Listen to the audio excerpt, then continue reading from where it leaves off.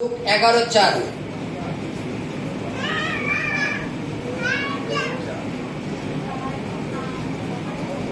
পেয়েছি আমরা। চলো হালেলুয়া। এখানে বলছে আর আমাদের পাপ সকল ক্ষমা করো, কেননা আমরাও আপনাদের প্রত্যেক অপরাধীকে ক্ষমা করি, আর আমাদেরকে পরীক্ষাতে আনিও না। হালেলুয়া। যীশু খ্রিস্ট শিষ্যরা প্রভু যীশু খ্রিস্টকে বলছেন যে প্রভু আপনি আমাদের প্রার্থনা করা শিখিয়ে দিন, কি করে প্রার্থনা করতেন। এবং প্রভু যীশু খ্রিস্ট তার শিষ্যদের শেখাচ্ছেন যে কিভাবে তোমরা প্রার্থনা করবা। সেই প্রার্থনার একটা লাইন এখানে আমি তুলে ধরলাম যে আর আমাদের পাপ সকল ক্ষমা করো, যেমন আমরাও আপনাদের প্রত্যেক অপরাধীকে ক্ষমা করি। হালেলুয়া। বাইবেল আমাদের শিক্ষা দেয় যে তুমি তোমার অপরাধীকে ক্ষমা করো, তুমি তোমার অপরাধীকে ক্ষমা করো। কিন্তু আমরা জগতের লোক যারা আছি, আমরা কি আমাদের অপরাধীকে ক্ষমা করতে পারি? হালেলুয়া। আমরা ক্ষমা করতে পারি? পারি না। সামনে থেকে না মারলেও পেছন থেকে মারবো, জানো। তোমাকে সামনে থেকে না মারতে হলে পেছন থেকে মারবো, কিন্তু অপরাধীকে ক্ষমা করবো না। লোকরে বলছি ঠিক আছে আমি তোকে ক্ষমা করে দিলাম, কিন্তু পেছন থেকে যা করার করবো, তাই তো। কিন্তু বাইবেল বলছে তুমি তোমার অপরাধীকে ক্ষমা করো। বাইবেল বলছে তুমি তোমার অপরাধীকে ক্ষমা করো। তাহলে বলো যে আমি আমার অপরাধীকে ক্ষমা করে দিলে ও তো পার পেয়ে যাবে, ও তো আবার আক্রমণ করবে আমার পরে, তখন আমি কি করবো? তাই তো নাকি? হালেলুয়া। তাই তো নাকি? আমরা আমাদের অপরাধীকে ক্ষমা করে দেবো না ছেড়ে দেবো? ক্ষমা করবো। মুখে করবো না অন্তর থেকে করবো? কিছু কিছু মুখ আর কিছু কিছু অন্তর। মনে করেন কেউ আপনার থেকে একটা ফ্রিজ নিল, ফ্রিজ নিয়ে মনে করেন 5,000 টাকা ফ্রিজের দাম, 2,000 টাকা দিল, বাকি 3,000 টাকা দিচ্ছেই না। হ্যাঁ, দিচ্ছেই না। এবার আপনি কি করবেন? হয়তো সে মনে করো একদিন টাকা চেয়ে দেখি উল্টো পাল্টা বলে দিল তোমাকে, উদাহরণ দিয়ে বলছে, বলার পরে হয়তো বললো তুমি মানুষের বাচ্চা আর কোনোদিন আমার বাড়ি আসবার টাকা দেবে। সে তোমার বিরুদ্ধে পাপ করলো, অন্যায় করলো, তুমি কি করবা? তাকে ক্ষমা করে দেবা?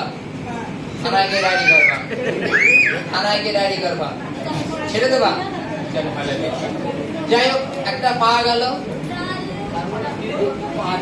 যাই হোক একটা পাওয়া গেল, ধন্যবাদ দিই প্রত্যেকে। হালেলুয়া।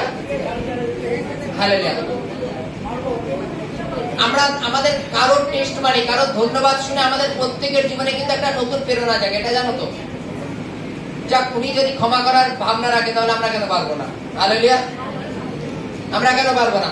বাইবেলে বলছে তোমরা তোমাদের অপরাধীকে ক্ষমা করো, তাহলে প্রভু আমাদের ক্ষমা করবেন। আমরা ঈশ্বর সদাপ্রভুর বিরুদ্ধে অসংখ্য পাপ করি প্রতিনিয়ত, তা সত্ত্বেও তিনি আমাদের ক্ষমা করে দেন। আজকে আমাদের বিরুদ্ধে যারা পাপ করছে আমরা তাদের ক্ষমা করতে চাই না। কেন? বাইবেল বলছে তোমার সমস্ত চিন্তার ভার তার উপরে ফেলে দাও, কেননা তিনি তোমার জন্য ভাবেন। যখন তুমি প্রভুকে বলবা যে প্রভু তোমার সামনে আমি হাঁটু গাড়লাম, হাত উঁচু করলাম, প্রার্থনা করছি, আর যে আমার বিরুদ্ধে পাপ করেছে আমি তাকে ক্ষমা করে দিলাম, আর এইবার এই দায়িত্ব তুমি নাও, তাকে তার কাছ থেকে কিভাবে পয়সা বের করে নিয়ে আসবো সেই দায়িত্ব তোমার। তোমার দিক থেকে তুমি ক্ষমা করে দিয়েছো যে প্রভু তার প্রতি আমার আর কিছু নেই ভাবনা, কোনো খারাপ মন্তব্য নেই, এবার তুমি তোমার কেসটা আমি তোমার হাতে সঁপে দিলাম, প্রভু এবার তুমি ব্যবস্থা করো। দেখো একটা জিনিস, আমাদের জাগতিক অশান্তি আমাদের কোন জায়গায় নিয়ে যায়? আমাদের জাগতিক অশান্তি, মনে করো উদাহরণ, সঙ্গের সাথে কারোর তর্ক বিতর্ক হলো, সেই তর্ক বিতর্ক হয়তো ক্লাব পর্যন্ত চলে গেল, পার্টি অফিস পর্যন্ত চলে গেল, তারপর দেখা গেল থানা, কোর্ট, পুলিশও হতে পারে, তাই তো। গন্ডগোলটা ঠিক এরকম লেভেলে চলে যায়। কিন্তু কে শঙ্করকে যে মেরেছে তার বিরুদ্ধে শঙ্কর তার জন্য কেস করেছে, কিন্তু শঙ্করকে যদি ঈশ্বর মারে তাহলে শঙ্করের কেস করার জায়গা হয় না, হয়। আজকে সেই ব্যক্তি মনে করো কোনো কারণবশত হয়তো ওনার টাকাটা ফেরত দেয়, কোনো কারণবশত সে রাস্তা সাইড দিয়ে যাচ্ছে, একটা জঙ্গল রাস্তাতে গাছের ডাল পড়লো সাইডে বাড়িকে, তাকে এতটা পরিমাণে বাড়ি মারলো, সে ছিটকে পড়ে হাসপাতালে ভর্তি হয়ে গেল। সে কার নামে দোষ দেবে? সে কার নামে দোষ দেবে? সেই ব্যক্তি হাসপাতালে ভর্তি হওয়ার পরে মনে করো 10,000 চলে গেল, 2,000-এর পরিবর্তে 4,000, 12,000 চলে গেল, 15,000 চলে গেল। তাকে কে শাসন করেছে? ঈশ্বর। তুমি তোমার কেসটাকে ঈশ্বর সদর হাতে দিয়েছো। তুমি যদি তাকে আঘাত করো, তার পরিপ্রেক্ষিতে সে আরো 5 জন লোক নিয়ে আসবে। সে তোমার বাড়ি 5 জন লোক নিয়ে আসলো বলে তুমি আবার তার নামে কেস করলে, সে আবার উল্টো কোর্ট কেস করলো। এর পরিণাম কি আছে? বাড়বে ছাড়া কমবে না।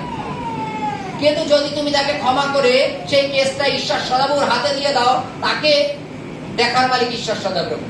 কি করে কি করতে হয় ঈশ্বর সদাপ্রভু জানে। কিন্তু বাইবেলের কাছে তুমি প্রতিশোধ নিও না, কারণ প্রতিশোধ নেওয়া আমার কর্ম। হালেলুয়া। ঈশ্বর কি বলছে? তুমি প্রতিশোধ নিও না, প্রতিশোধ নেওয়া আমার কর্ম। হালেলুয়া। শঙ্করের ছেলে স্কুলে গেল, কোন একটা বাচ্চা তাকে মারলো। মারার পরে সে বাড়িতে এসে নালিশ করছে যে বাবা আমাকে ওই বাড়ির বাচ্চাটা মেরেছে। শঙ্কর তার বাইক টাইক বের করে রেডি, চল সেই বাড়িতে বাচ্চাটার মাকে আগে বলে আসি, বাবাকে বলে আসি, শাসন করে আসি যে আমার ছেলেকে কেন মারলো। আচ্ছা তুই মারিস নি তো? হ্যাঁ বাবা আমি মেরে নাক ফাটিয়ে দিয়েছি। শঙ্কর আস্তে করে মোটরসাইকেলটা ঘুরাই নিয়ে আমার ঘরে তুলে দেবে।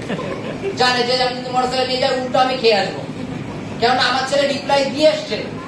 যদি সেই চিন্তার ভার তার উপরে প্রথম থেকে ফেলে দিত, তাহলে তার বাবা তার বিচার করতো। সেই বাড়িতে গিয়ে বলতো তোমার ছেলে আমাকে কেন মেরেছে, সেই বলার জায়গাটা থাকে। কিন্তু যদি শঙ্করের ছেলে আবার উল্টো মেরে আসে, তাহলে শঙ্করের সেখানে যাওয়ার আর মুখ থাকে না। যদি তুমি তোমার অপরাধীকে তুমি তোমার মধ্যে স্টেপ নাও, সেখানে ঈশ্বর স্টেপ নেবে না। ঈশ্বর তার জন্য কিছু করবে না। যখন তুমি তোমার চিন্তার ভাবনা তার উপরে ছেড়ে দেবে, তখন ঈশ্বর তার ব্যবস্থা নেবে। হালেলুয়া। তুমি সাইকেল নিয়ে যাচ্ছ, ফাঁকা রাস্তায় যাচ্ছ, তোমার শত্রু ফাঁকা রাস্তায় সাইকেল নিয়ে যাচ্ছে, হঠাৎ সাইকেলটা স্লিপ কেপ করে গেল, পরে তার মাথায় রাখলো। সে কার নামে কেস করবে? সে কার নামে কেস করবে? কারণ নামে না। সে রাস্তায় স্লিপ কেপ করে গেছে। কিন্তু এগুলো করানো মানে এগুলো পরিচালনা করার মালিককে ঈশ্বর সদাপ্রভু। তিনি আমাদের বিভিন্ন ক্ষেত্রে বারবার অনুভব করিয়ে দেন যে আমাদের ভুল ভ্রান্তি কি, আমাদের বারবার চেতনা দেয় যে আমাদের ভুল ভ্রান্তি কি। আমরা নিজেদের থেকে আমাদের ভুল ভ্রান্তিটাকে শুধরানোর চেষ্টা করি। হালেলুয়া। জয় যিশু।